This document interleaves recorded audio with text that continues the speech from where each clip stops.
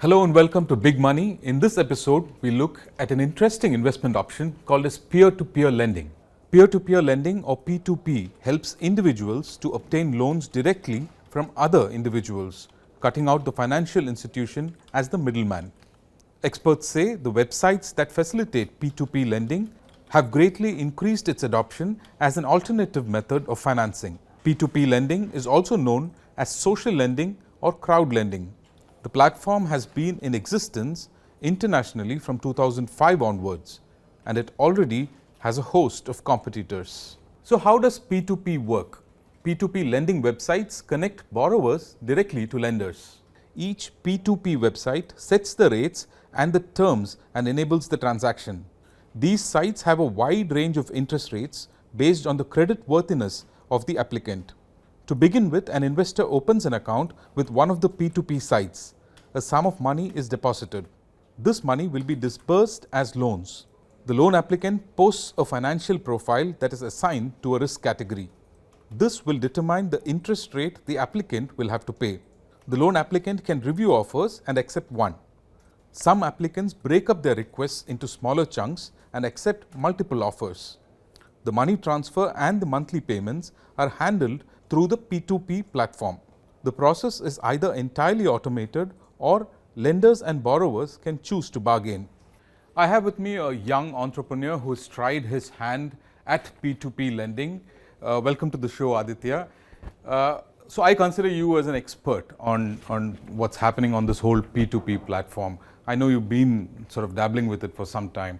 How has your experience been? I mean, when did you know about this? How did you get into this whole thing? So I started investing in peer-to-peer lending about 4-5 years back when it first started in India, and once it was regulated by the RBI.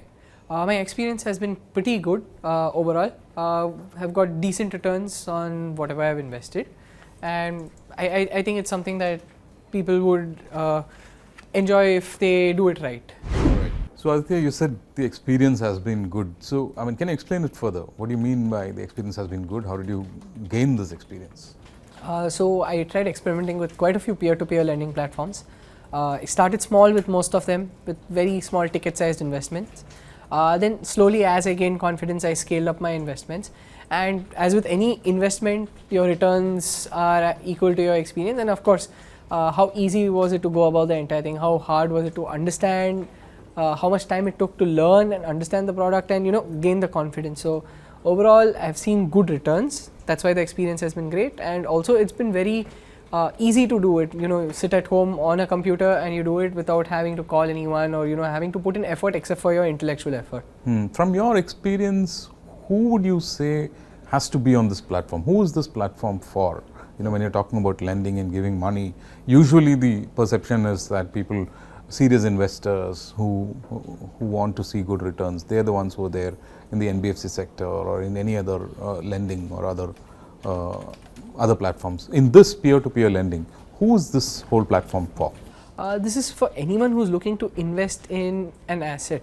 So some people invest in equities, some people invest in fixed deposits, and then there are people who, the smarter investors, invest in all of these things in different percentages. So this is for anyone looking to earn money via investing, and you treat this as yet another asset, and this is for anyone who can put in a little bit of time to understand it and to keep tracking it on a weekly or a monthly basis. It cannot work for people who are not willing to put the time, who only want to see their investments once in a year or just fill it, shut it, forget it. It's not for that sort of an audience. So it really depends on the value of your time when you're going into it. So it's especially great for young people who have a little bit of free time on hand, or working professionals who might have some time on the weekend to go through their investments, see if their investments are doing well or not. Would you say this is also something that people can take up as a day job, as something that they can take up as an occupation? Definitely not. For starters, there are limits by the RBI wherein you cannot invest more than 50 lakhs through the platform in an individual IT file. So you cannot make a full-time return out of this. Neither do you have enough work to be doing it full-time.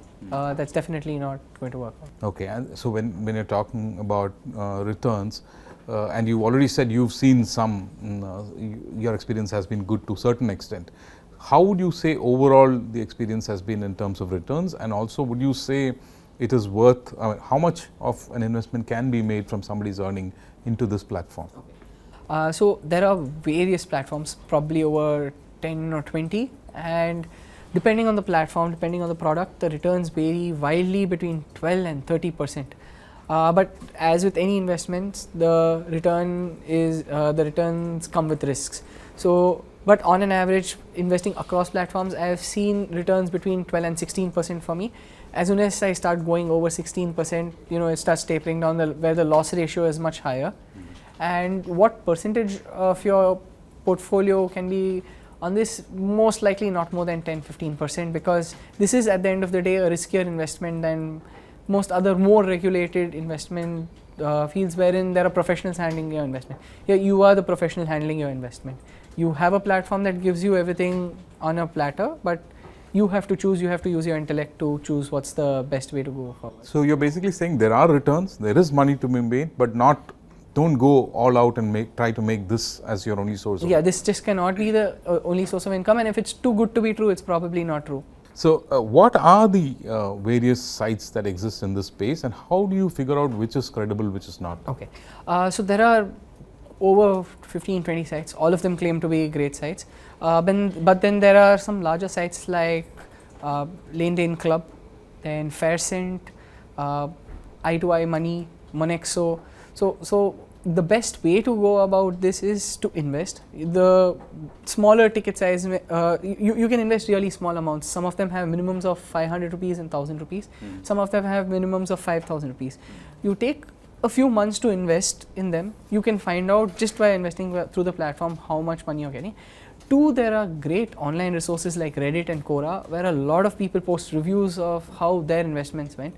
You just have to be mindful about the fact that some of these platforms use these social media apps like Reddit and Quora to market their products. But as long as you can be clear and you know which ones are marketing and which ones are real legitimate reviews, you should be able to get a very clear picture of where people are really making money and where people are not making money. And you should obviously stick to the ones where other people have also made money. Right. So this is not so very well advertised. People don't know much about this peer-to-peer lending platforms. So what level of risk is there, do you think? And do you think people who have not heard about it, probably they're hearing about it now from our show, should they come into it with all enthusiasm? There is actually a substantial amount of risk involved, simply because not everyone knows while lending, what are the parameters to check. So most of these platforms do not educate you on what is the sort of person you should be investing in, what is the product you should be investing in, etc. So that is when you need to experiment and see what is working for you. Take some time, start small, learn as you go, and over time you will end up learning where the investments are giving you returns, and you stick to a formula that works for you. Going all out immediately is not exactly recommended, because not everyone knows, not everyone is taught in school or anywhere who to lend to and how to lend. Right. So one thing that people who are watching us would definitely be wanting to know from you is, how much money have you made from this? So I have made between 12 and 16% consistently. I think my returns stand at nearly 16.5% as of today. See, compounded annual growth rate. All right. So how are you looking at this platform in terms of future? Do you think that it is definitely going to be a part of your portfolio? What would your advice to people like you be? So for me, it's definitely going to be a part of the portfolio, because it gives me near mutual fund returns. And these being debt instruments, unlike a stock market, the volatility is a little lesser, but I will keep my positions at max 15 to 20% of my portfolio, because at the end of the day, it is risky. Should it be an active investment or a passive investment?